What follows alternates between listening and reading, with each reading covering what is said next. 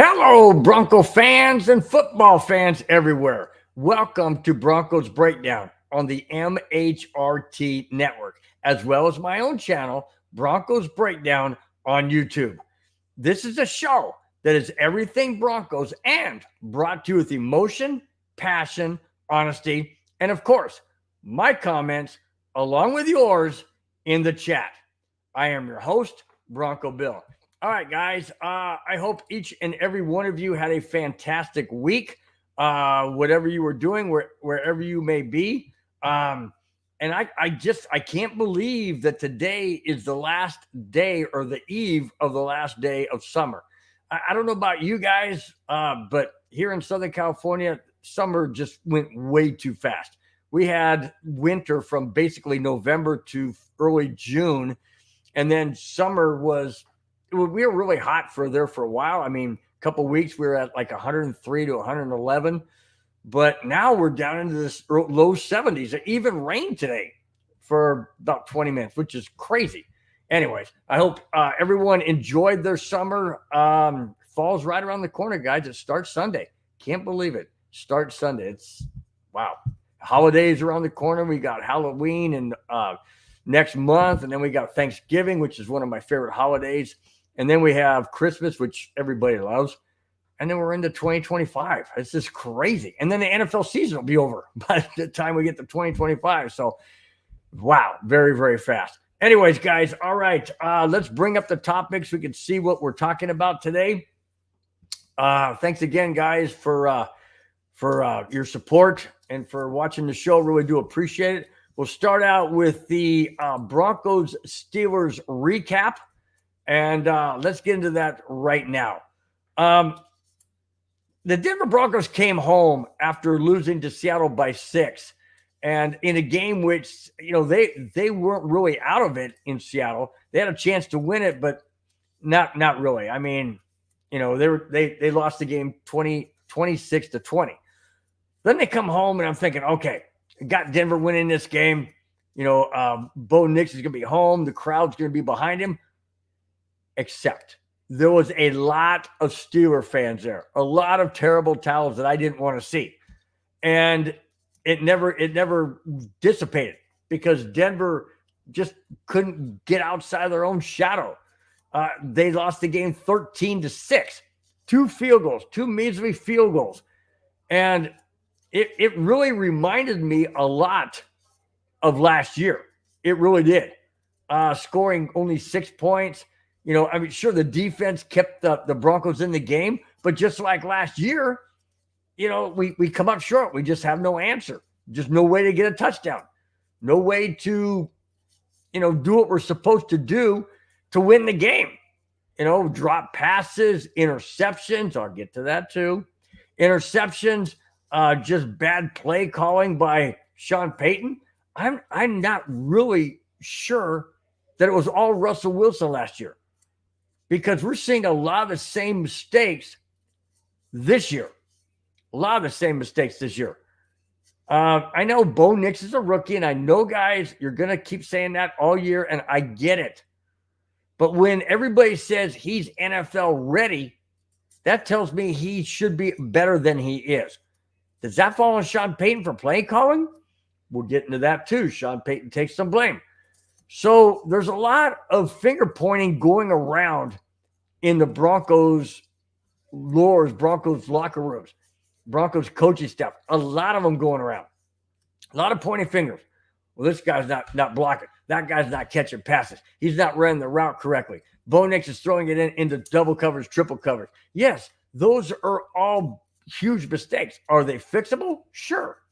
In time, preparation, learning the game and the speed and all that. But Cortland Sutton shouldn't be running different routes or wrong routes, or Greg Olsen should be able to catch those passes as a tight end. I mean, they're just mental mistakes. I don't know what it is. I don't know if it's coaching. I really don't know what it is. But what bothers me is it looks a lot like last year, and everybody was pointing fingers at Russell Wilson. And now Russell Wilson, to a certain degree, got a last laugh when the Broncos lost the team he's on, even though he didn't play, and I'll get into that too. But 13-6, yeah, there was a lot of things that went wrong. Bo Nix throws 2 interceptions again. 2 games, 4 interceptions. That's even worse than a rookie. Most rookies don't do that. The last I remember, of course, Broncos haven't had a rookie on their team starting in a long time, but still, I don't recall 4 interceptions in the first 2 games of a season. And the Broncos, Seattle was beatable. We should have beaten them. Sure, I give it to Seattle because they were home. The crowd is hostile. It's a rookie quarterback. I get that. So I'm not too hard on that one. But Denver losing at home to Pittsburgh, Justin Fields was running ramshot around the Broncos. He was running crazy around him, getting first downs with his legs and all that. Just, I hated seeing it. I hated seeing it. The Broncos just could not seem to stop him. They couldn't stop the running back. It was crazy. Granted, they only got 13 points, but you only have to win by 1, and they won by 7. So, Broncos are 0-2. Broncos are 0-2. And heading, if you look at the bottom left of the screen, it says Game 3 at Tampa Bay. I'll talk about that the very last segment of the show. But I'm telling you what, guys, this doesn't look good. I had the Broncos going 9-8. I had them winning last week. That didn't happen. Wait to hear what I have to say about the matchup in Game 3. All right, let's get to the chat real quick before I get to the second topic. Kamani Dixon is batting leadoff, says Uncle Bill. I say, what's up, cousin Kamani? What's happening, man? My friend, what's happening? Madungus comes in, batting second, says, hey, just a reminder, Bo Nix is a rookie. I know he's a rookie. I know that. But 4 interceptions, 2 of them in the red zone when you're supposed to score? Come on, man, throw the ball away. Do something different. Live to get points even if it's a field goal. Don't make stupid mistakes. I know you're a rookie, but everybody touted you as being NFL ready. I don't see it. Sorry, just don't see it. D-Rock, what is up? Batting third. D-Rock says, Big Bill. I said, what's up, Big D-Rock? What's happening, man? Rudy, my brother-in-law from Vegas, says, hello, Bronco Bill. Rudy is in the house. Yes, you are, my friend. You are in the house. All right. Let's go to the second topic. And this talks a little bit about the Denver woes on offense. All right, here we go. Okay, this is Broncos offense drastically needs improvement. You think? No kidding. No kidding. Here we go. Denver's offense in the Pittsburgh Steelers game last Sunday was very much like last season. And I'm not talking about, Bo Nix compared to Russell Wilson. I'm talking about the performance, the lack of touchdowns, the opportunities that are there that we don't take advantage of. That's what I'm talking about. All right, let me continue. Trailing 2-0, the Broncos were on the doorstep of making the score 10-7. However, Bo Nix threw an interception in the end zone. Nix said about that play, and I quote, that's something we worked on all week, and it was there. It's stuff like that you have to get points.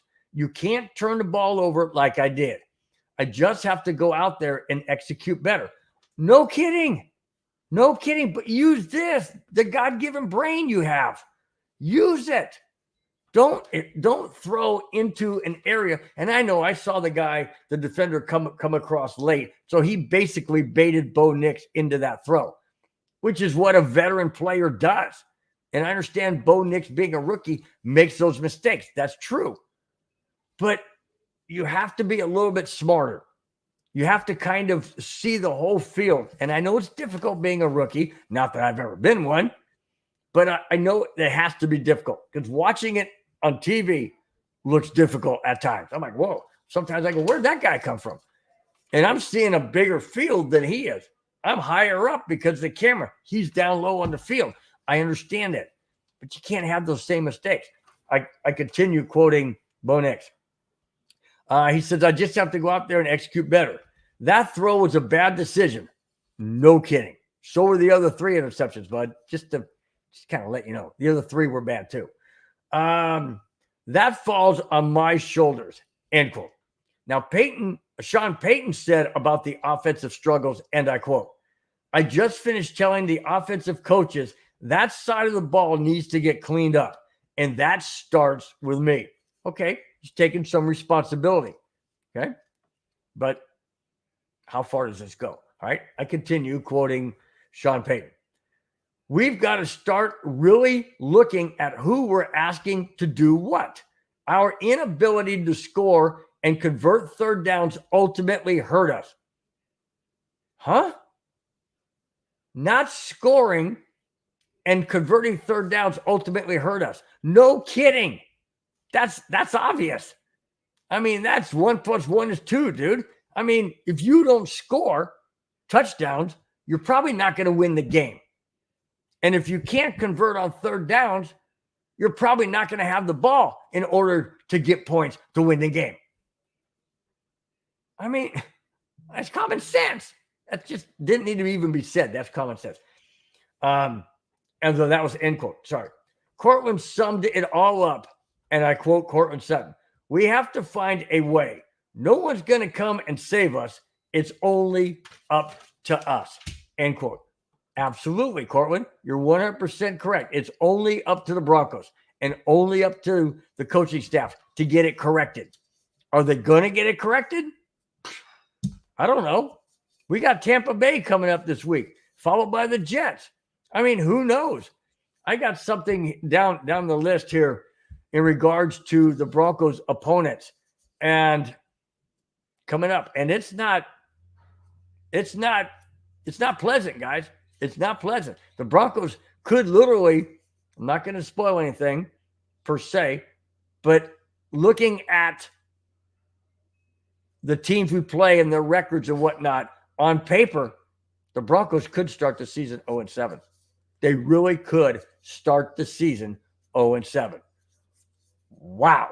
Yeah. Wow. No doubt about that, man. And that's ugly. That is ugly. Going 0, I mean, I'm not saying they're going to. I'm just saying wait down a little bit later in the show. See if you don't come up with that same conclusion. All right. D-Rock says the offense just needs to find its rhythm with completion. The wide receivers, tight ends have to catch the ball if it hits their hands. Absolutely. Absolutely. And that's part of what Sean Payton is talking about. He's saying, we have to figure out a way to put these guys in better positions. We have to figure out, are we getting the best out of these guys? And excuse me. And that's coming up here in a couple more segments where it says Payton to blame. That's all coming up. So yeah, great point. I mean, you got to catch the ball. It's being thrown to you. You got to catch it. Clayton Heron says, hey, guys, just say, hey, what's up, Clayton? Nice to have you, man. He says, smash that like button and share, guys. Absolutely. Please hit the thumbs up. That lets everyone know that you appreciate the show, the content. Maybe not so much this guy, but hey, thanks anyways. Hit the thumbs up, hit the subscribe button. Really do appreciate each one of those. Costs you nothing. Thanks, guys. Kamani says, hey, fellas. Absolutely, man. Love it, man. Clayton says, man, great way to top off our Friday. Thanks again, man. Clayton, thanks so much, man. Really do appreciate those comments and the compliments. Really do appreciate it. Thanks so much. Let's see. D-Rock says, Knicks has our only TD going into week 3. We got a touchdown. Yeah, you're right. We got a touchdown against Seattle. Yep, you're right. The only touchdown going into week 3. That is sad, dude. That is sad. Yeah, because the first game we got, it was the NFL's first 1, 2, 3. 1 touchdown, 2 safeties, and 3 field goals. That's right. And no touchdowns in game 2. Wow. That does not bode well. That does not bode well, guys. I hate to say it, but Wow. That was a wake-up call, D-Rock. That was an absolute wake-up call. Wow. Rudy Torres, my brother-in-law in Vegas, says, wow, that is ugly. Yeah, no doubt. No doubt. Clayton says, no panic, guys. A ton of people we have the talent and the coaching staff. Remember, guys, rookie quarterback, it will take some time. Growing pains are happening, but that's okay. He's getting better each game.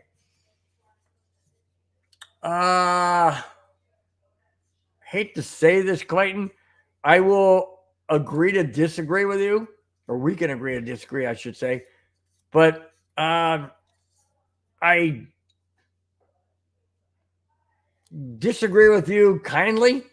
The fact that you say he's gotten better each game. He threw 2 interceptions against Seattle, 1 into double coverage, 1 into triple coverage, 1 in the red zone. He threw 2 interceptions against the Steelers at home, 1 into double coverage, 1 in the red zone, in the end zone. You can't have that. You cannot have that. To me, that's not getting better. I know he's a rookie. I've stated that before. I understand that. But when all the NFL gurus say he's the most qualified NFL ready, and he comes out and does this in the first 2 games, I lose a lot of confidence. I really do lose a lot of confidence. I'm hopeful he gets better. I'm hopeful he's the answer in years to come. But out of the gate, I mean, we look like last year. I'm sorry. We look like last year. Although last year we started out 1-1. This year we start out 0-2. Just saying, guys. Just saying. Okay? I mean, it's just my thoughts, my opinion. You guys have yours, and I welcome them. Positive, negative, indifferent. You can shoot barbs at me. It's all good. I can take it. It's just, I just see a lot of last year in this year, and I'm hard pressed to think that we're even going to win 5 games at this pace. I really am hard pressed to think we're going to win 5. All right. Kamani Dixon says, y'all not going to like this, but if I was coaching the Broncos, my starts would playing the whole last preseason. I agree. I agree, Kamani. If they would have played the entire last preseason, they would have had a little bit more chemistry. I totally understand. I get that. And that's what they should do. But they don't do it because they don't want anybody to get hurt. You know, and they want to be able to round out who they're going to keep, who they're going to cut. That's the game, the bubble game. If you guys remember Terrell Davis in Japan all those years ago against the 49ers, it was the 3rd game of the preseason. And Terrell Davis came out there, and I know we played 4 back then, but I believe it was the 3rd game or the 4th game. I'm not quite sure.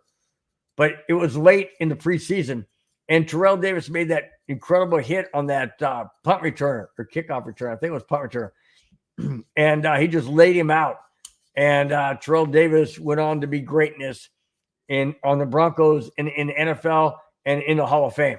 So I understand why they don't play the starters, Kamani, because gems can come out of the last games of the preseason. So that's probably why they do it.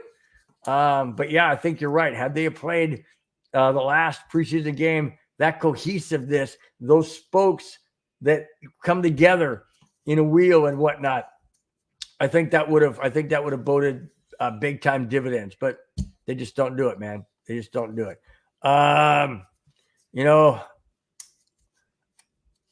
Let's see. Rudy says, I have faith, Bill. I'm hoping. I mean, wait till I get into those 7 games. We already played the first 2, but wait till I get in the next 5 games down, later on in the show. And then you guys tell me if you still think that the Broncos are not going to go 0-7, right? Just saying. All right, let's go on to this one's going to hurt a little bit. This one's going to hurt a little bit. But let's go on to topic number 3. All right, this one kind of stings a little bit, and the reason why is it's Russell Wilson. But here it is. Here is the topic. petty game ball. Yeah, here we go.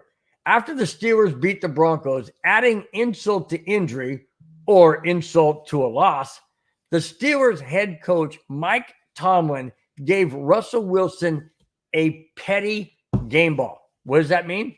Well, that basically means that he got the game ball, which normally goes to somebody that did something special in the game. Quarterback throws a winning touchdown, a sack on third down, and they're going in the end, or fourth down, and they're they need a touchdown to tie or whatever, and you get a sack, stuff like that. Goes to a very, very pivotal play that a player does. That player usually gets a game ball. Usually goes to quarterback, field goal kicker that does a record-setting field goal or game-winning field goal, something like that. Nope. This one goes to Russell Wilson. He didn't even play in the game. But because the Broncos got rid of Russell Wilson, he goes to Steelers. All that's – let me continue. Justin Fields had this to say about the game ball going to Russell Wilson, and I quote, "I think we all know Russ got kind of did dirty last year. So I know he wished he could have played in this game. But it's awesome getting a win for him. He got a petty game ball and deserves it." End quote. Wow. He gets a game ball for being on the Steeler team that won the game against the Broncos, who, in Justin Fields' words, he just got did dirty. Okay? All right. Say what you want. I mean, Russell Wilson probably wanted to play the game. Had Russell Wilson played the game, I think Denver might have won because he can't run like Justin Fields. And Denver may have had more opportunities to score. Not sure they would have, given the fact they only got 6 points against the Steelers defense anyways, because Russell Wilson doesn't play defense. So if the Broncos could only manage 6 points against Justin Fields' offense, or excuse me, the Pittsburgh Steelers defense, but Justin Fields' offense,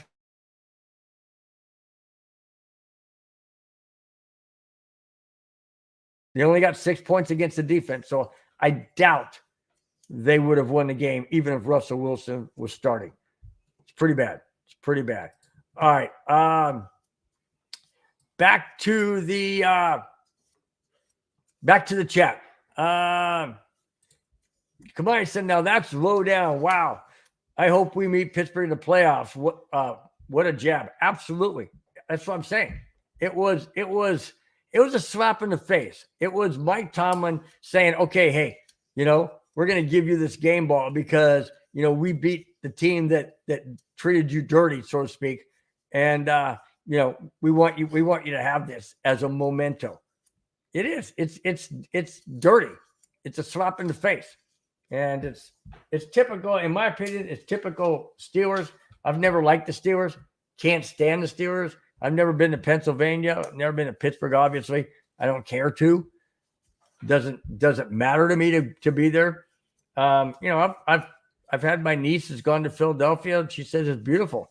The history and all of that. My mom, when she was alive, she went to Gettysburg, a couple of times, and she just, history just written all over it. Obviously, that's all well and good.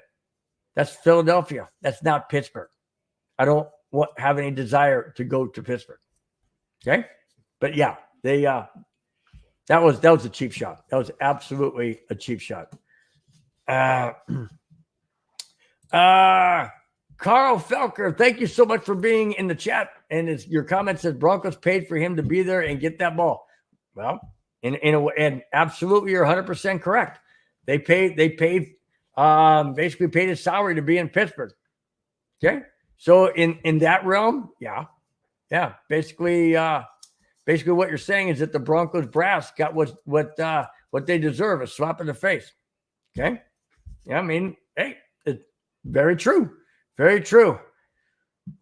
Just kind of stings a bit. Just, kind of stings. You're kind of like, wow, that didn't feel too good. No, I didn't. Yeah, it was a sting. Kamani says, I never knew Mike Tomlin was petty like that, and I lost respect for him. Yeah, true.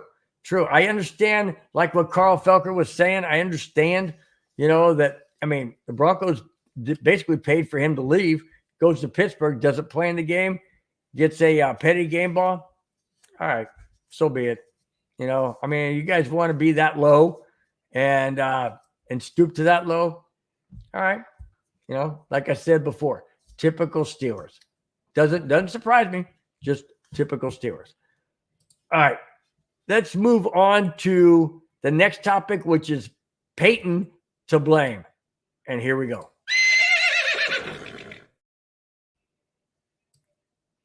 All right. Sean Payton said that he is shouldering a lot of the blame for the Broncos' woes on offense. Well, all he has to do literally is look to last year. There was a lot of woes last year. And, a lot of people said, and it's, very, very true, that Sean Payton didn't really want Russell Wilson. And he did draft Bo Nix. And it is a work in progress. Yes, it is. But it looks an awful lot like last year. And sure, people have said to me, well, if last year looks like this year, then that means that Russell Wilson looks like a rookie. Okay, so be it. He looks like a rookie. But we have Bo Nix, and Bo Nix is a rookie, and he looks like a rookie.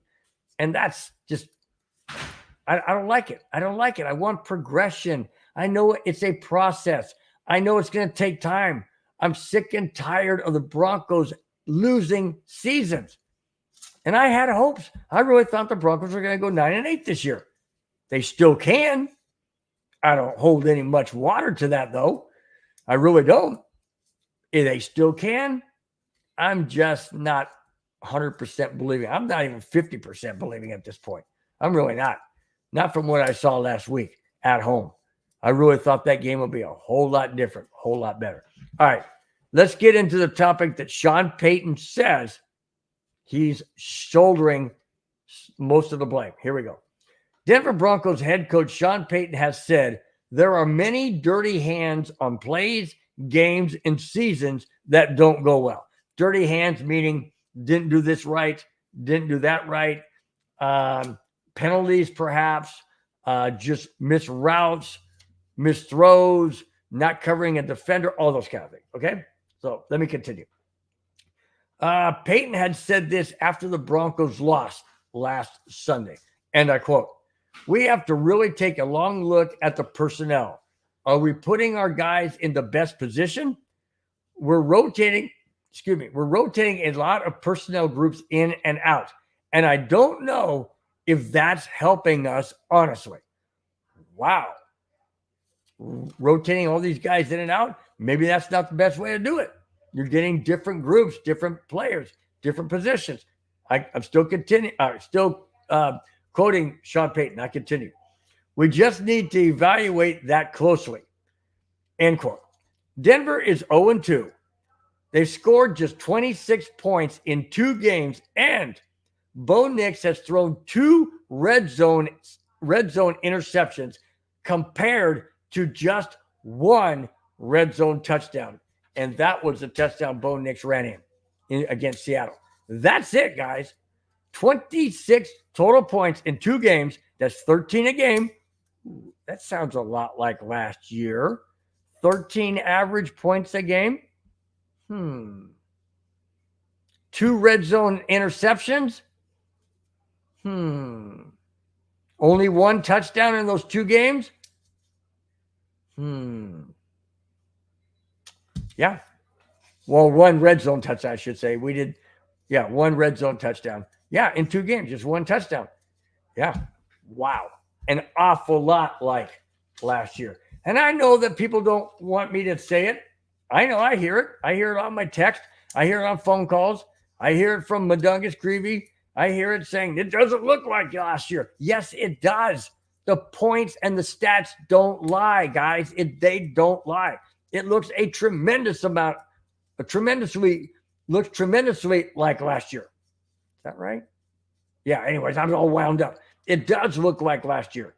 Points-wise, All right, Bo Nix is better maybe running out of the pocket than Russell Wilson. Maybe Bo Nix is better at getting to the line of scrimmage and not, having delay of games and stuff. Okay, that's all well and good. I'm talking about winning games and points scored per game. 20 against Seattle. Yes, that's great. We lost 26-20. 1 touchdown, 3 field goals, 2 safeties. Against the Steelers at home, 0 touchdowns, 2 field goals. Yeah, say what you want, guys. It looks a lot like last season. This has to get changed. This has to get better, or the Broncos are going to be looking and staring at the number 1 pick in next year's draft, if you get my drift. Yeah, this is frustrating. I know, again, I can't say it enough, guys. I understand where you're coming from. Yes, he is a freaking rookie quarterback.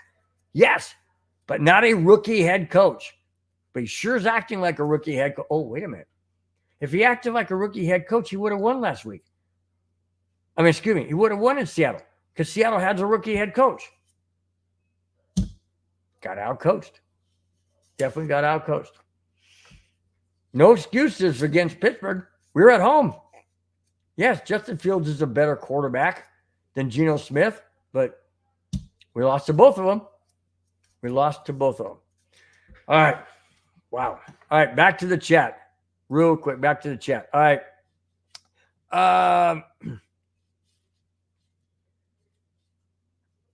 Okay. D-Rock says, since Nix is our best rusher, so should Sean Payton scheme up quarterback runs for Nix? Ooh, oh, God. I know there's a second part of your question or your comment, but I'm going to address this first. Should Sean Payton scheme up quarterback runs for Bo Nix? No. All we got to do is look at Miami's Tua Taglia, whatever his last name is. Look at him. When quarterbacks run, they get injured a lot. Okay? They're not running backs. They're not tight ends. They're not linemen. They're not used to running and getting hit hard. Okay? They're not. So purposely putting Bo Nix, our future, hopefully our future franchise quarterback for years to come, in a situation in his very first year, in possibly his third game, that you'd want to put him in as a quarterback runner? No. I say absolutely not. That's the last thing I want. Not a chance. With concussions running rampant in the NFL now, head trauma, concussions like a Tua, he's out now for who knows how long, maybe indefinitely. He's had many concussions. You look at Michael Vick of Atlanta. He was a running quarterback that didn't bode well. Russell Wilson ran for pretty much his entire career. He's not that good anymore. Running quarterbacks, I just don't think that's for longevity. I just don't see it. So my answer to you, D-Rock, is no. I don't want to see Sean Payton putting a scheme in for Bo Nix to be a quarterback runner. However, if he needs to run and get out of the pocket, yeah, but then slide or get out of bounds or quarterback sneak, possibly on the goal line, 1 yard line, half yard line, that kind of. But even then, I don't like it because you're ducking your head to try and get in the end zone or across the first down line or whatever, and you're putting yourself in harm's way. I don't like it. I don't like it one bit. To go on to the second part of your comment, you say probably they'll load the box and he'll get lit up. He'll get lit and they'll probably load up the box and he can let it rip down the middle. That's a possibility. Fake a run, quarterback run. Okay, that's a possibility, but I still don't like it.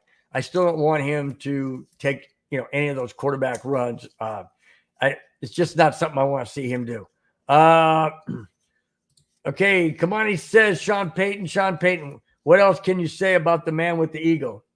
Well, very true. Yeah. Like I said before in some of my previous shows, he's got an ego and it's his way or no way. And I don't like that kind of attitude.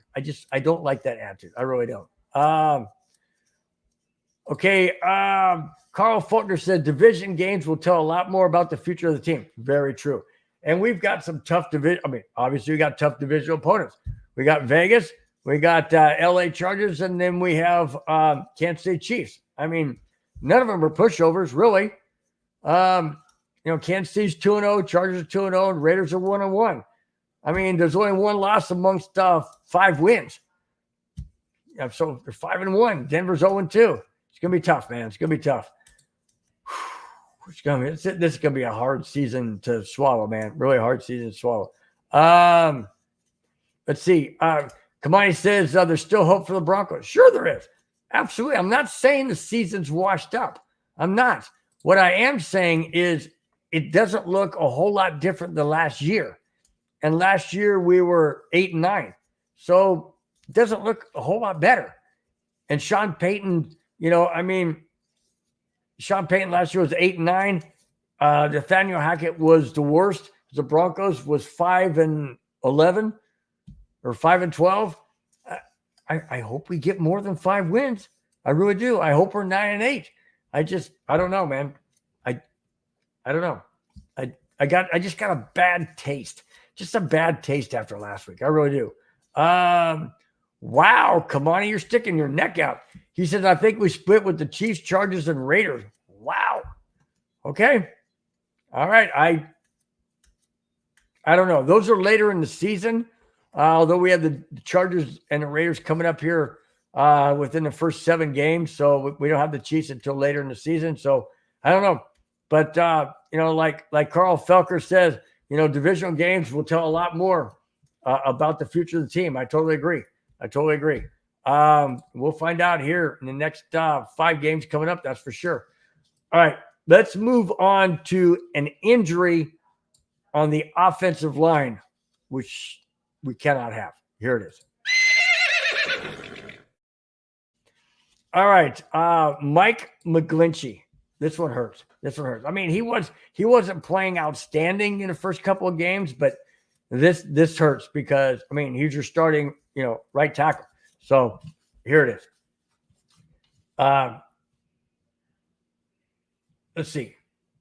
Not only did the Broncos lose the game last Sunday, but they also lost their right tackle, Mike McGlinchey, for at least 4 weeks due to an MCL sprain. Not an MCL tear, not an MCL rupture or anything like that. It's a sprain.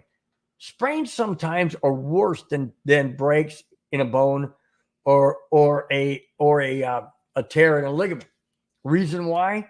They take longer to heal. I don't know why, but that's what doctors say. Sprains sometimes take longer to heal than if you were to break it or tear it. Because maybe that's a clean break or a clean tear, and now you can start over. With the sprain, maybe it's a stretch, it's a twist. I don't really know what it is, but doctors just say sometimes it takes a lot longer to come back from that, and you have a greater chance of injury down the road because it was not a complete break or complete tear. All right, let me continue. With 2 minutes and 1 second left in the game last Sunday, McGlinchey was blocking and got inadvertently rolled up on from behind by Garrett Bowles and his defender, and they all went down, spraining McGlinchey's MCL. Out 4 weeks? Yeah, we got tough games coming up in the next 4 weeks. We have Tampa Bay in Game 3. We have the Jets in Game 4. I believe we have 5, 6, and 7. Who else? I know we got somebody else. I know we also have the Chargers in that span as well as the Raiders. So it's not going to be easy. It's not going to be easy, guys. I think it's the Saints too. No, that's not true. Anyways, I'll get to that in just a minute. But yeah, it's not going to be easy, guys. And when you have one of your starting tackles on the right side, well, at least it's not the left side where it's a blind for Bo Nix, but Garrett Bowles hasn't been all world either on that side. So I don't know that this Bronco team, this offensive line on this Bronco team is just you got to give Bo Nix more protection. Got to give him to be able to see the receivers. The receivers got to make the route, do the route correctly. They got to catch the ball when it's in their hands, and you just can't throw interceptions. You can't get happy feet and just blindly throw the ball. Nix, you have to make smart decisions. I know it's going to come down the road. I understand John Elway had issues when he was a rookie. I know Peyton Manning had issues when he was a rookie. All rookies do. Well, unless you're C.J. Stroud, and then somehow you just don't seem to have those rookie issues. But he's 1 in a million. Okay, he's 1 in a million.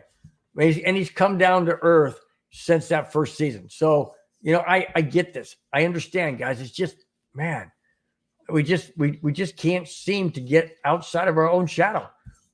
We're constantly, we either have injuries or we have penalties in key situations. We have interception. We have turnovers. We just have a lot of these issues. And I know we got to get ironed out. I just don't know if we're going to get it ironed out in time to beat Tampa Bay in Tampa Bay this Sunday. All right. Speaking of the Broncos' early season schedule, what I was talking about with these different teams, it is the Saints. All right. Let me get to that right now. All right. This is a tough road ahead. And the Broncos started out 0-2, have started out 0-2.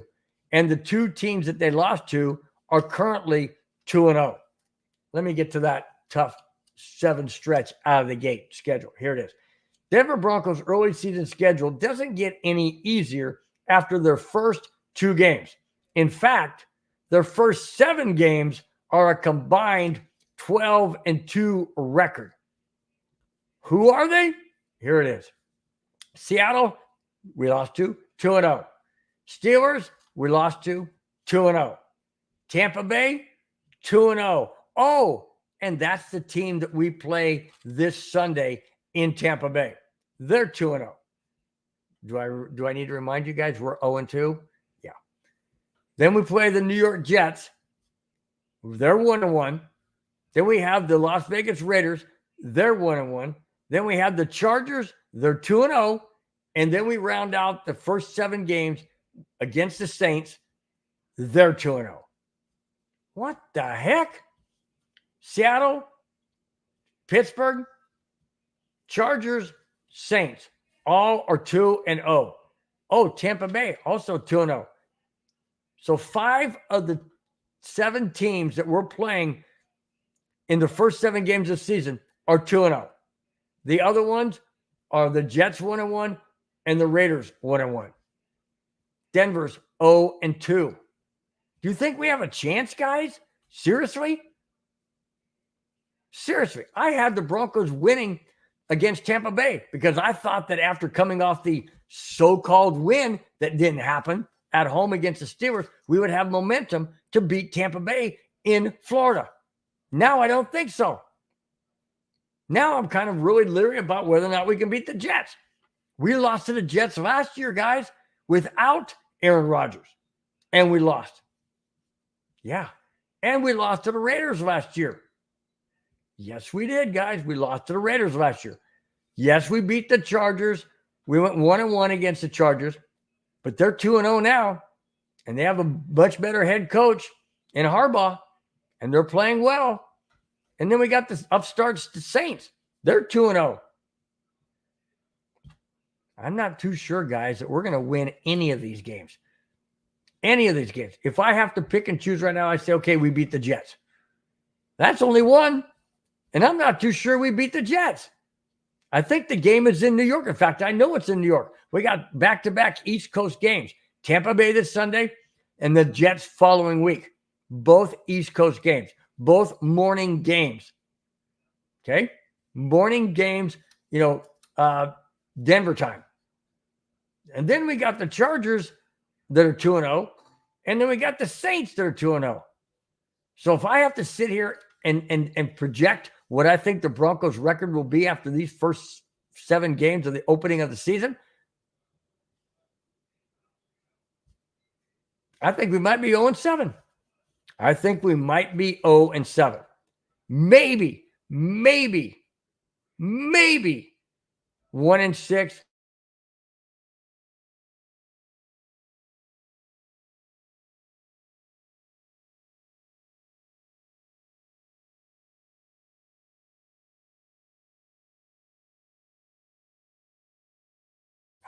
There we go. I don't know. I hate that, man. I don't know why it clicks off.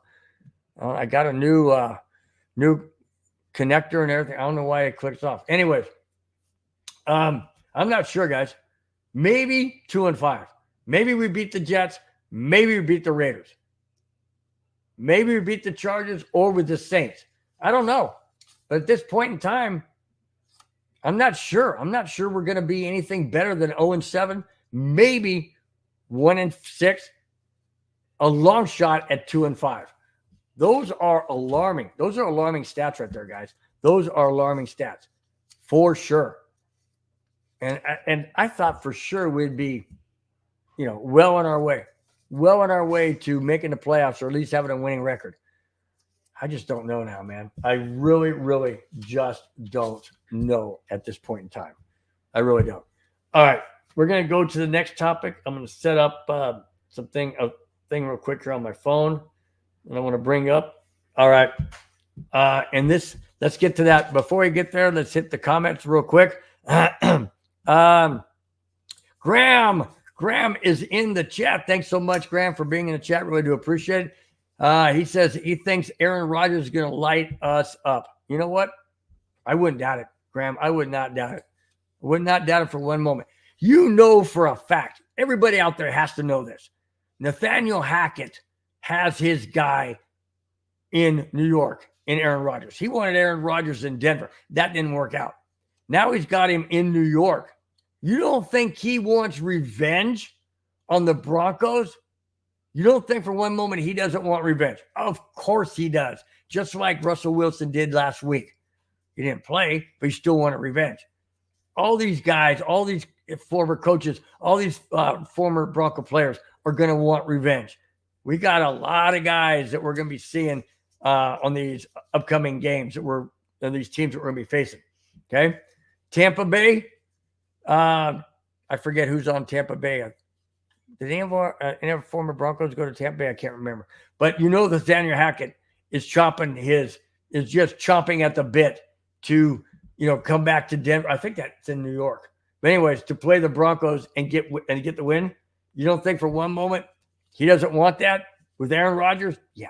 I think, Graham, you nailed it, man. I think Rodgers is going to light us up. I hate to say it, but I don't like to think it, but I think you're right. Oh yeah, there it is. Carl Felker, Derek Carr and the Saints. Yeah, Derek Carr's blowing it up too, man. Guy's just doing great. It's crazy. Graham says, talking about Shaquille Barrett. Yeah, Shaquille Barrett of Tampa. Yeah, he retired, so he's not on Tampa Bay anymore. But yeah, otherwise, yeah, you're right. He would have been former Bronco.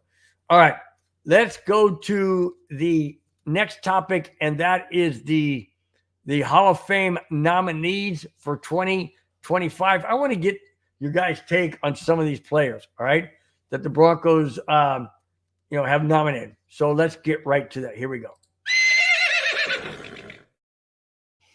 All right. It is a nomination, former Broncos for the Hall of Fame. Here we go.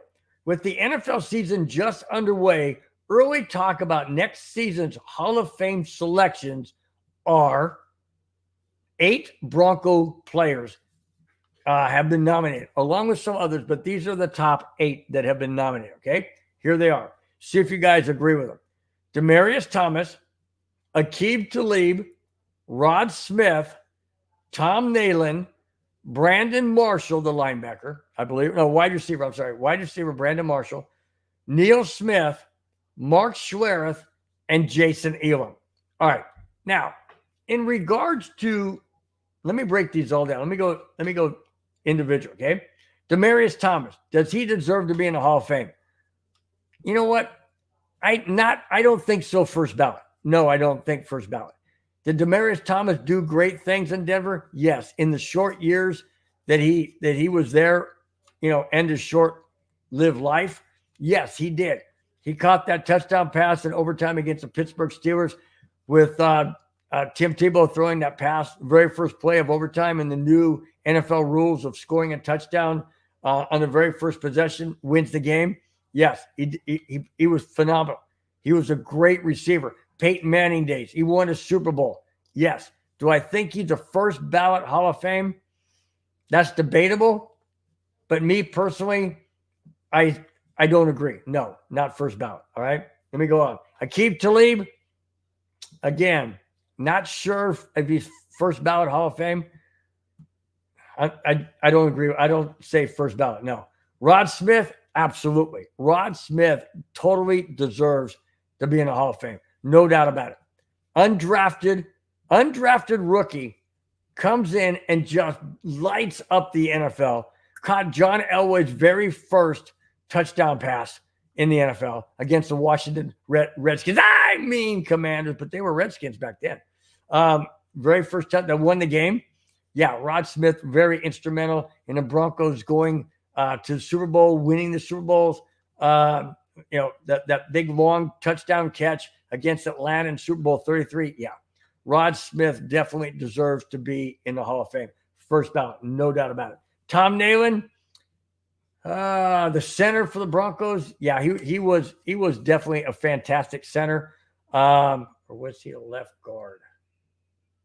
Thought he was center. Yeah, Tom Nalen. I'm pretty sure he's center. Anyways, I think he deserves a Hall of Fame. First ballot. I can see some first ballot votes. Absolutely. Brandon Marshall, wide receiver. No, not first ballot. I don't put him first ballot at all. Not at all. Neil Smith left Kansas City, did fantastic things in Kansas City. Came over to Denver, wanted to win a Super Bowl. He didn't win just one. He won two.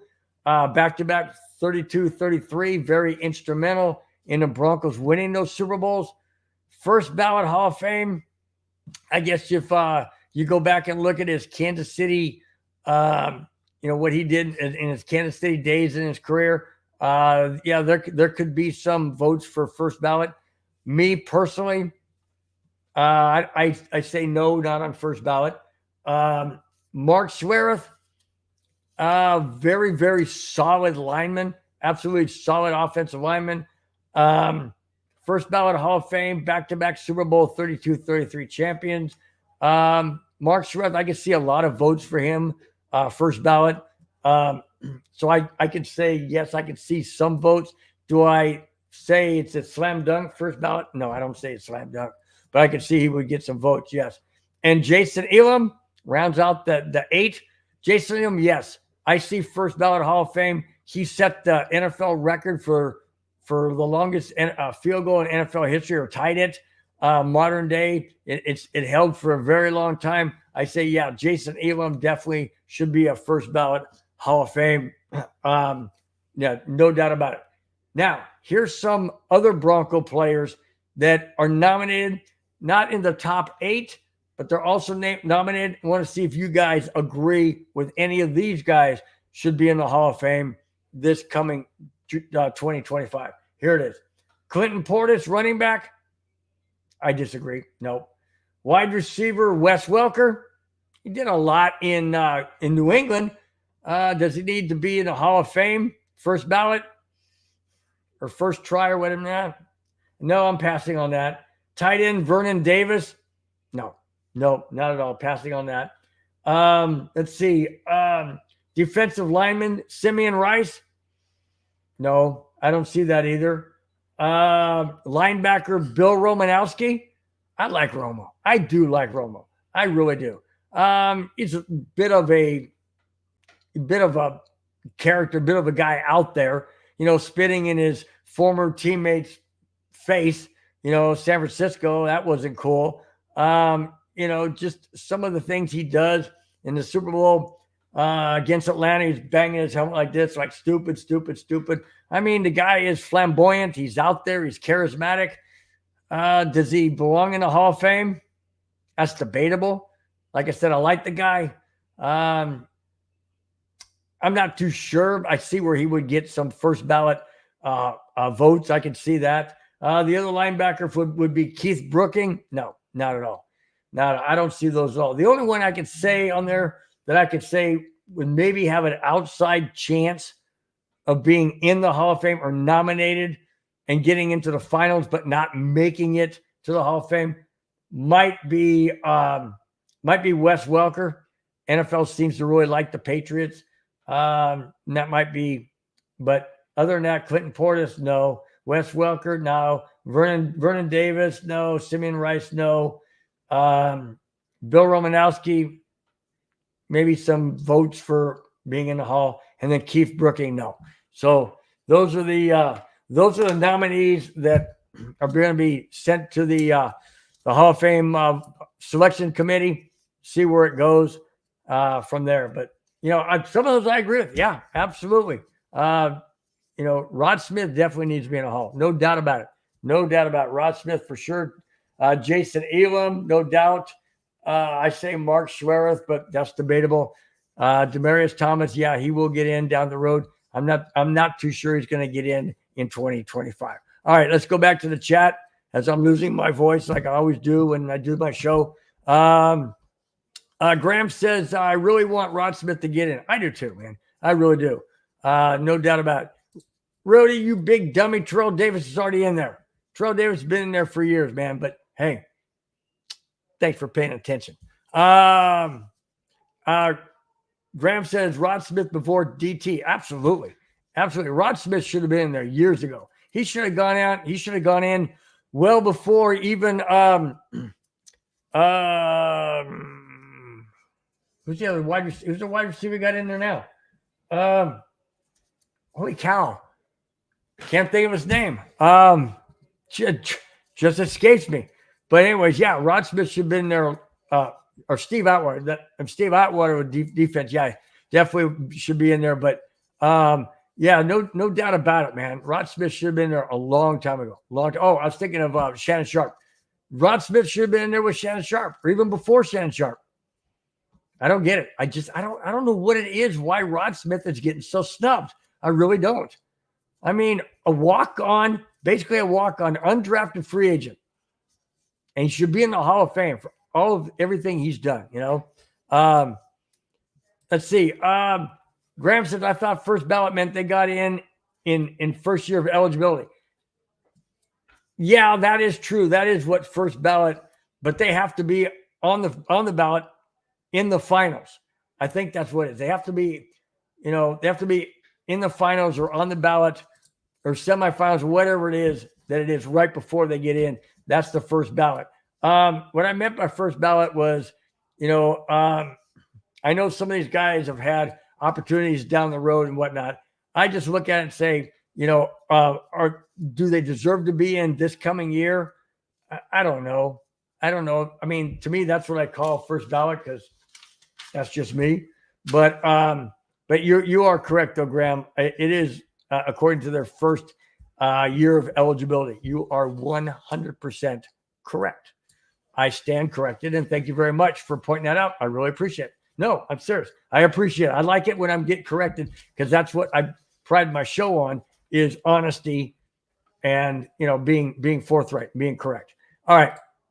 Let me take a drink of water real quick before I move on to the next topic. Holy smokes. All right. Thanks, guys, for bearing with me. I really do appreciate it. All right. We're going to get into two. It's not on there because Jackass of the Week can be put in anytime I want. I decided to do it right before the Broncos matchup. So I'm going to gray out the entire list because it's not on there. But we are now going to the first of two Jackass of the Week. Here we go. You suck, you jackass. All right, here it is. This Jackass of the Week goes to the very first ever fans of an NFL team. That's right, guys. Fans can also be on my Jackass of the Week for doing jackass, stupid things. Was this stupid or was this borderline criminal? You guys make the choice. Here it is. Detroit Lions head coach Dan Campbell and his family were forced, that's right, guys, forced to sell their house following security concerns when their address leaked online. Uh-oh. That's not good. That's not good. Never want that. Let me continue. Campbell's family of 4 had been the victim of doxing. Now, I really don't know what doxing is, but here we go. It's called a leaking personal information to the public. The leak led to multiple instances of harassment by fans after tough Lions losses. This is totally uncalled for, guys. Totally 100% uncalled for. You cannot do this. That's a threat. Those are threats. You're causing harassment and harm to a coach or a family. It doesn't matter whether it's a coach or not. It could just be any Tom, Dick, or Harry. You don't do this. This is threatening. This is wrong. Okay? He's a head coach. He's doing a job. Okay? We as fans, I'm not a fan of the Lions. I'm saying we, Broncos country, we don't do this. Nobody should do this. When your team is losing, first off, do you have any control as to what your team does on and off the field? Do you personally out there have any control? No, you do not. None. Okay? So quit acting like children. Quit acting childish. Quit pouting. Quit sitting there and trying to take control and threaten a head coach and his family to force them to sell their house because you want to do harassing calls or harassing issues because you're upset because your team lost the football game. Hey, get over it. It's not life and death, all right? I guarantee when those fans are on their deathbed, they're not going to be caring whether or not the Lions are winning a game or not. They're not. They're going to be caring about themselves. But right now, they're trying to do harm to a head coach of their so-called favorite team. Stupid. It's like when teams win Super Bowls or championships of any sort, and they go and burn their freaking city down. You talk about idiots. You talk about morons. You talk about jackasses of the week or the month or the year. Yeah. And that's what I'm placing these so-called Detroit Lions fans in that category. All right? I continue. Let me go on. According to Fox 2 Detroit, incidents included prank callers sending contractors to the Campbell's house for fake maintenance requests. How embarrassing is that? How, all of a sudden you get a knock on the doorbell. Hello, Mr. Campbell. We're here to fix your roof. My roof? What's wrong with my roof? Oh, we're here to fix your toilet. We're here to fix your plumbing issues. We're here to fix your electrical issues. We're here to install security. Whatever the maintenance thing was, it's wrong. It's inconvenience. It's just downright nasty. You're causing harm and undue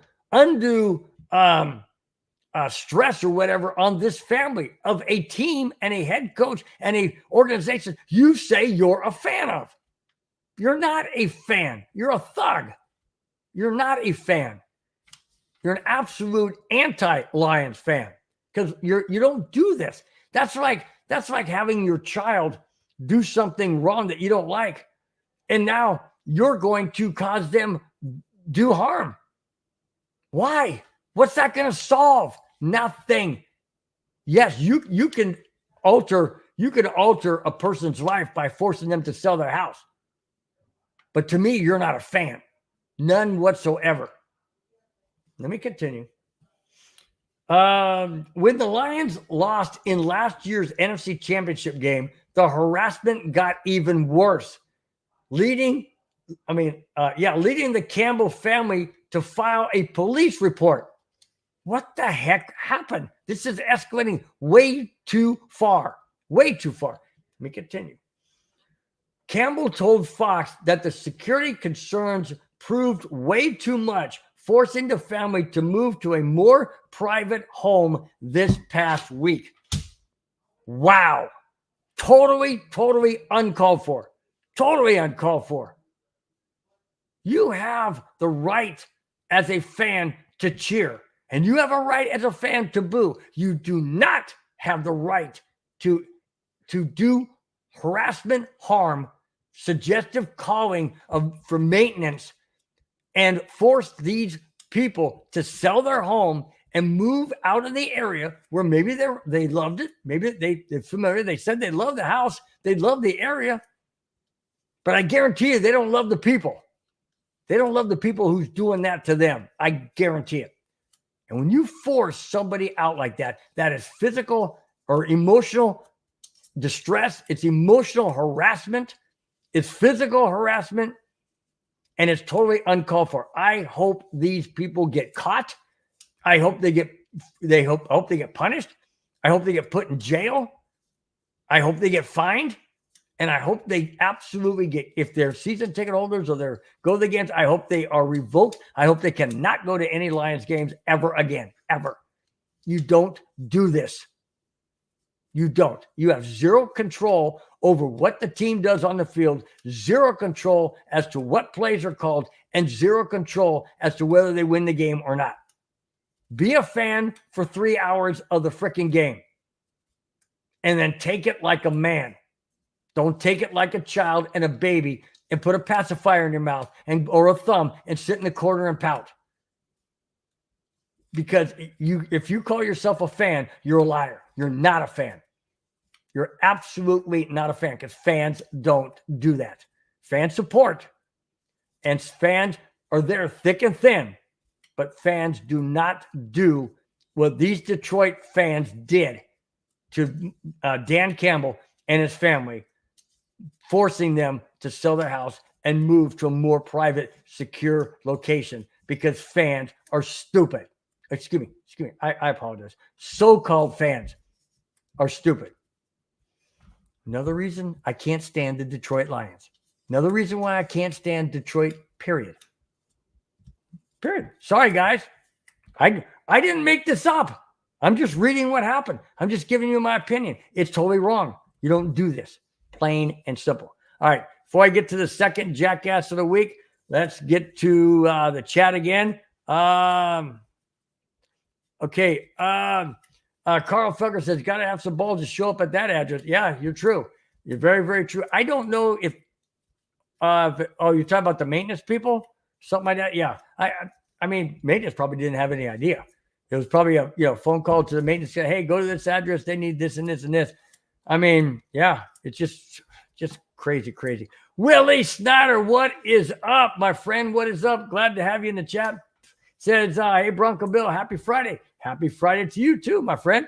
Thank you so much for dropping in and jumping in the chat. Really do appreciate it. D-Rock says the Lions got a few wins and made the playoffs, and now they're losing their minds. I see exactly. It's just crazy. I don't see. You don't do stuff like that. You just don't. I don't get it. I've never even thought in my wildest dreams at all of those Bronco losses, including the 55-10 Super Bowl loss to the 49ers, did I ever think about, doing something stupid? Even calling up a talk show and just trashing the Broncos or saying, this, that. No, you just don't do that. I didn't do it. I watched the entire game. I even watched the post game, the interviews that they had with the Broncos. I watched it. I'm a fan.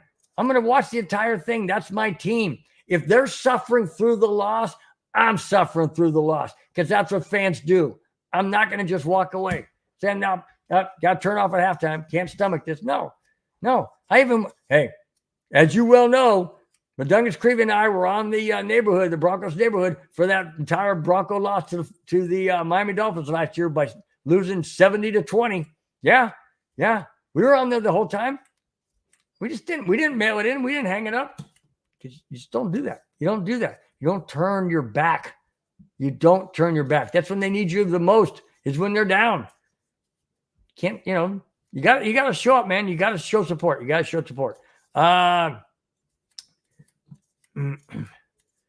Felker says Travis Kelce had to move as well, but kind of different. I don't recall that. He did have to move? Really? Kind of enlighten me on that, Carl. Enlighten me on that. I missed that. Didn't see that or don't remember that. Kamani says the Detroit Lions fans, some of them need therapy. Yeah, I think a lot of them need therapy. It's just I mean, I understand that, Detroit's on the outside looking in. They've never been to the Super Bowl, and, they were that close last year, but it doesn't matter. It doesn't matter. You don't trash your team. You don't, and you definitely don't make threats to anybody, head coach or anybody. You just don't do it. You just don't flat out do it. All right. We're going to go and do the second jackass of the week. And here that is. You suck, you jackass. All right. Now, talking about not doing things, what you're not supposed to do, this is not a fan. This is a player. Okay? And this is a player that did a suggestion that just wasn't in the best interest of the NFL. And here it is. All right, here we go. Last Sunday, the New Orleans Saints were at Dallas in what turned out to be a Saints blowout win. When Derek Carr snuck the ball into the end zone for a touchdown in the Saints 44-19 blowout win in Dallas, he then did a dance move made famous by Michael Jackson that involved grabbing his crotch. Remember that one, guys? Jackson's on there doing this, like this, okay? Back and forth, back and forth. Got to remember, guys, this is in Dallas. You're doing that gesture dance towards the fans, no doubt. No doubt. I would imagine towards the fans. I didn't watch the game. I didn't see it. Towards the fans. But there's also children in the stands. There's also children watching football with their dads, with their uncles, with their grandparents, with their granddad, whatever, their papa, whatever the case may be. And making suggestions like that. And I know people are going to say, well, kids went to Michael Jackson's concert and they saw that all the time. That's a concert you got parental control over because you know how Michael Jackson is. You know what his shows were about. They knew that going in. Okay? You don't know that Derek Carr is going to be doing this, in a stadium in front of hundreds of thousands of fans. And not hundreds of thousands, but, thousands and thousands of fans. You're not expecting him to do that. That's not part of the New Orleans Saints show that they do now. I'm Michael Jackson. Okay, let me continue. The NFL has fined Carr for $14,069. Whoa, $14,069, 69. Yeah, I wonder where that number came from. Given the gesture they did, I'm just saying. The NFL has fined Carr for $14,069. While the NFL has relaxed some touchdown celebration rules, the current rule book states a player can be flagged for unsportsmanlike conduct for an, quote, an act that is sexually suggestive or offensive, end quote. Well, I would say that was sexually suggestive. What do you guys think? Huh? I'm just saying, but kind of interesting that the NFL would fine him $14,069. Kind of interesting to come up with that number. Just wondering, just kind of curious as where that number came from. Oh, maybe it was tongue in cheek. Oh, wait a minute. No pun intended. No pun intended, guys. But I don't know. Maybe it was just, I don't know. Maybe it was just coincidental. Yeah. Okay. All right. We're backing out of the jackass of the week. We're going into the last topic. And here it is.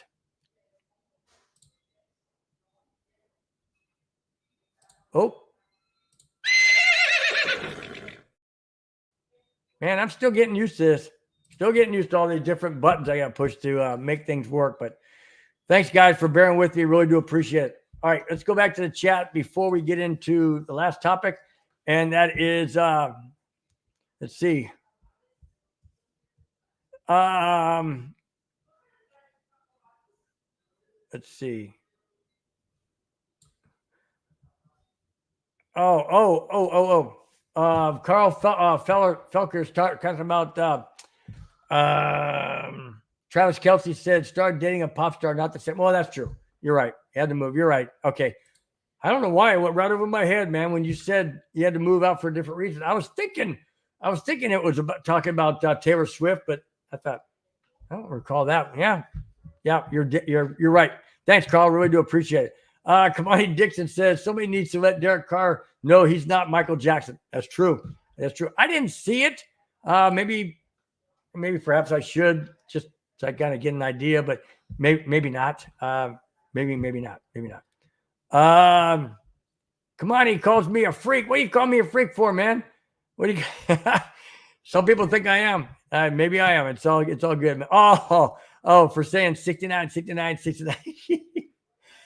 You know why I did that? Because Madungus Creevy has that from in one of those little skip things. I'm doing this, so I just thought since it said 69 miles, I'll just throw that in there. But yeah, I know. Little. Hey, just a little humor, man. A little humor. D-Rock says, shout out to all the Saints fans that throw their own parade in front of Jerry World. Jerry World, yeah. You know what? That's basically, I'm kind of looking at that gesture in hindsight. I kind of know where he was going with that. He was throwing basically the middle finger, so to speak, but doing it with the full-on hand gesture, sort of, anyways, I don't fault the NFL for finding him. I really don't. $14,069 is not that much money. It's a drop in a bucket for him. I don't know. Maybe it should have been harsher. I don't know. But in any case, they did fine him. But maybe Derek Carr had the last laugh because, like I said, $14,069 is not a whole lot of money. And he was able to get his point across. Again, no pun intended, but able to get his point across. All right. Let's see. Willie Snyder chimes in and says, I think the Broncos can get the running game going this week. I hope so. They got to get something going there, Willie. They got to get something going because they don't have anything going right now. They really don't. Scoring 6 points against the Steelers in a very winnable game, but very, very bad mistakes, throwing 2 more interceptions, just uncalled for. Not being able to run the game. I think they're averaging 2.5 a carry. That's not going to get it done. That's only 7.5 yards after third down. So it's just not going to get it done, dude. Just not going to get it done. So I don't know. Let me jump right into that topic, which is the last topic of the show. Guys, thanks so much for bearing with me. We're 1 hour and 18 minutes into the show. You guys have been phenomenal, like you always are each and every Friday.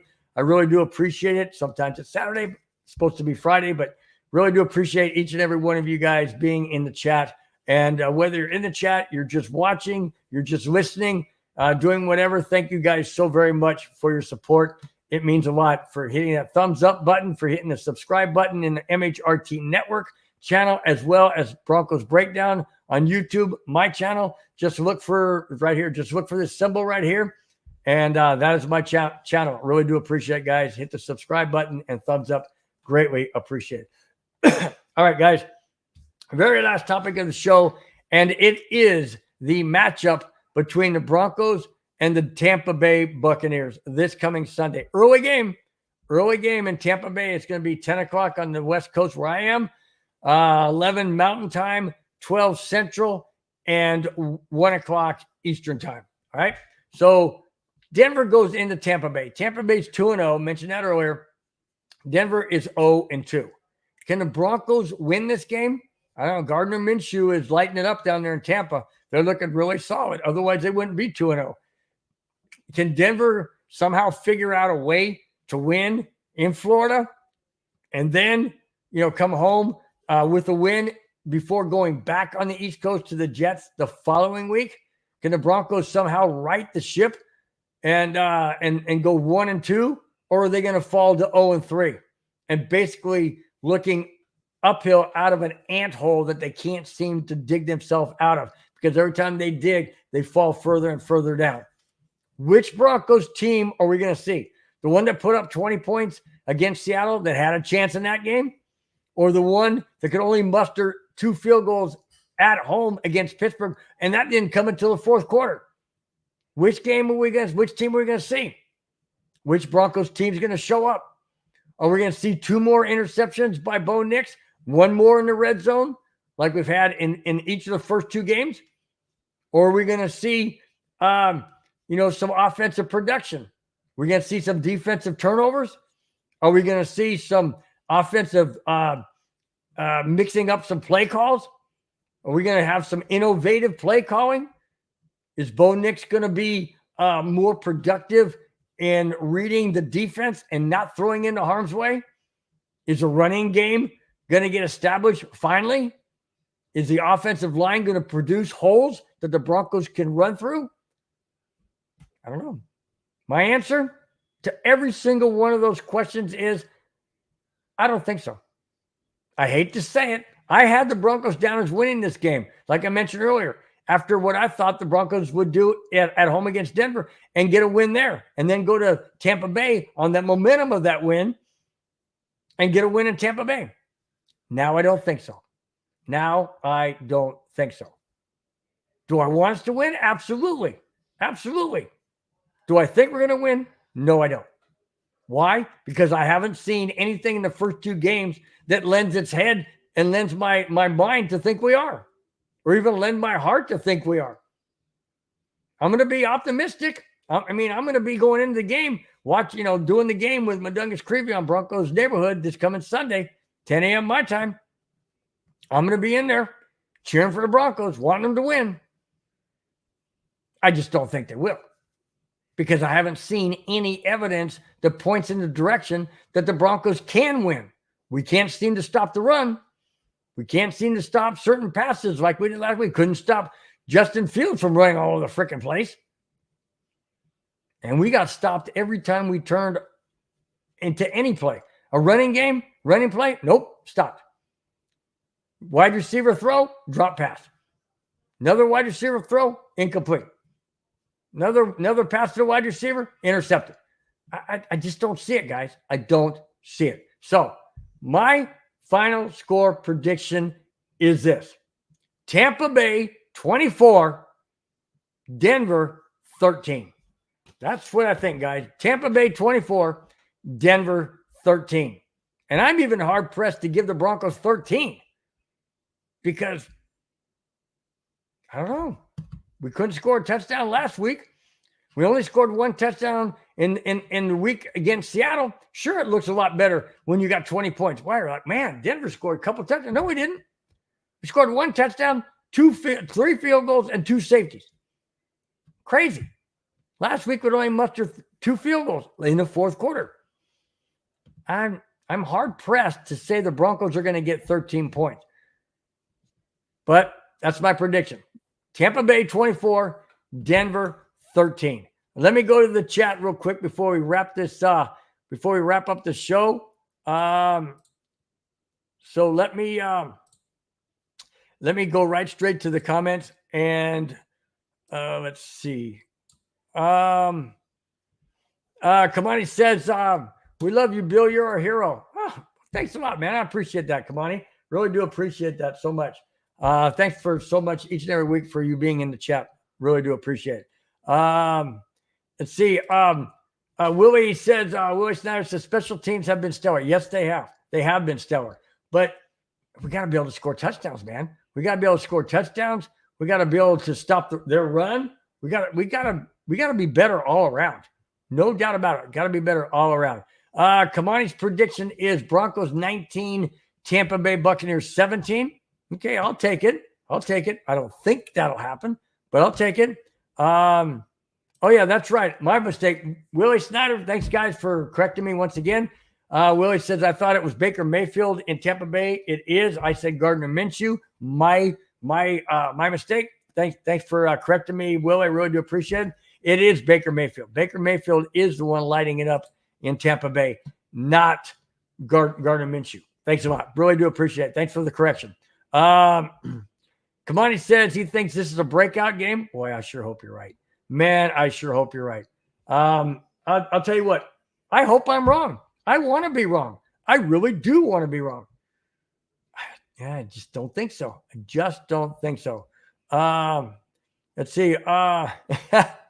Willie says Gardner Minshew's on the Raiders. Okay. All right. Gardner Minshew's on the Raiders. I got that etched in my brain now.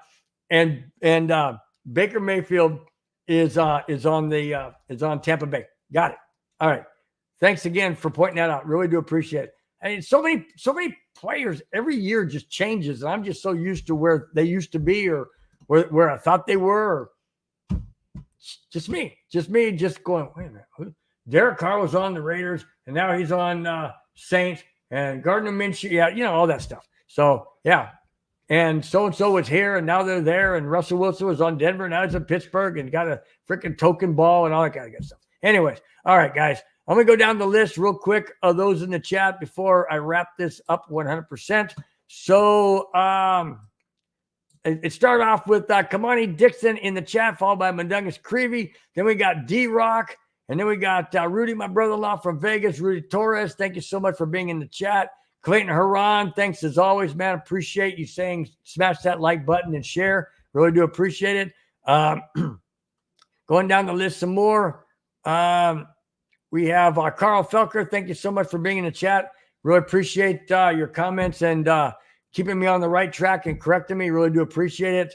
Carl Felker, thank you so much. Once again, really do appreciate Graham. Thanks for your comments as always, for chiming in. Thank you so much. Going on down the list. Willie Snyder, thank you so much for being in the chat. Each and every one of you each week. Really means a lot to me. Means a lot to the show. Means a lot not only to MHRT Network, but to my own channel, Broncos Breakdown on YouTube. Thanks, guys, so much. Really do appreciate it. Willie says, you have a great show, by the way. Thanks for the great breakdown. I'm taking Broncos 21-20. Willie, I hope you're right, man. I hope you're right. Like I said, guys, I want to be wrong. I want to be wrong. I just don't have anything to base it on. I really don't have any. Now, I could have based it on the Seattle game because we put up 20 points. But after only scoring 6 at home against Pittsburgh, and now we're on the road in Tampa Bay early game. I hope I'm wrong. I absolutely hope I'm wrong. Willie, thank you so very much, my friend, for saying it's a great show. Really do appreciate it. Means the world, man. Thanks, guys, each and every week for being in the chat, for watching the show, listening to the show, participating, whatever you're doing. Thank you so very, very much from the bottom of my heart for taking out an hour and a half, like this week, an hour and a half of your busy Friday evening where you could be spending it with family and friends and doing whatever, getting ready for the weekend. Thank you so very, very much for taking the time to be part of this show one way or another. Really do appreciate it. Kamani said, tell my mother-in-law, I hope she's doing well. She's doing very, very, very well. Thank you so much, Kamani. Really do appreciate it. Kamani says, I'm stuck in my ways. Yep. Yeah, I mean, so yeah, to somewhat, you're right. Yeah. Kamani said, no, Bill, keep your hat on. You're right. Probably should. I didn't mean to blind anybody out there. Okay. Let's see. Willie says 3 TDs is his prediction. I hope you're right. Like I said, 3 TDs is 21 points, and you have it as 21-20. So sure hope. Willie says, come by my show on Monday called Monday Morning Coach. Sounds great, man. Do me a favor. Go into on my channel, Broncos Breakdown. Hit me up there in the comment line. Tell me where it is, or you can hit me up on is it Twitter? Twitter on my just let me know where it is. You can even do it in here. It's fine. So I can find you Monday morning. That'd be fantastic, man. I'd like to check it out, man. Sounds great. Thank you so much, guys. Thanks again, guys, each and every one of you for being in the chat. Really do appreciate it. Each and every one of you for watching, listening, wherever you may be across this great country and across this, wherever you may be in the world. Really do appreciate it, guys. Thanks so much again. And until next Friday, until Sunday, we have Broncos Neighborhood this Sunday with Mundungus Creevy as well as myself. We're doing the Broncos. It's kind of like it's somewhat similar to Manning Cast. It's a lot of fun. We talk about a lot of topics. It's fantastic. We can't broadcast the game, but we do talk about the game and other topics. It's a lot of fun. If you guys have a chance, stop by. Really would appreciate seeing and each and every one of you in chat for a comment or two. Really do appreciate it. We have shows each and every day of the week, Monday through Friday, as well as, like I say, Broncos Neighborhood on Sundays or whatever day the Broncos are playing. Until next Friday, guys, have a fantastic weekend. Have a fantastic Friday night, wherever you may be, whatever you may be doing. Thanks again, guys, for stopping in for an hour and a half to listen to this crazy 66-year-old guy talk about Broncos and other sports. You guys are fantastic. You're the backbone of this show. I could not do it without you. You guys are great. Have a fantastic rest of your weekend. Enjoy Broncos and Tampa Bay Buccaneers this Sunday. And until next Friday, have a fantastic weekend, fantastic week. We will see you next Friday, 5, 6, 7, and 8. Take care, guys. Till then, bye-bye. Fast lane when I pass in the street, bag of money in the passenger seat. Simcoe's been asking for me on the road from the west to the east. Way up, I might never come down, cause the coast's racking up the flight miles. So high, I might never come down, so what, this is my lifestyle. Wait a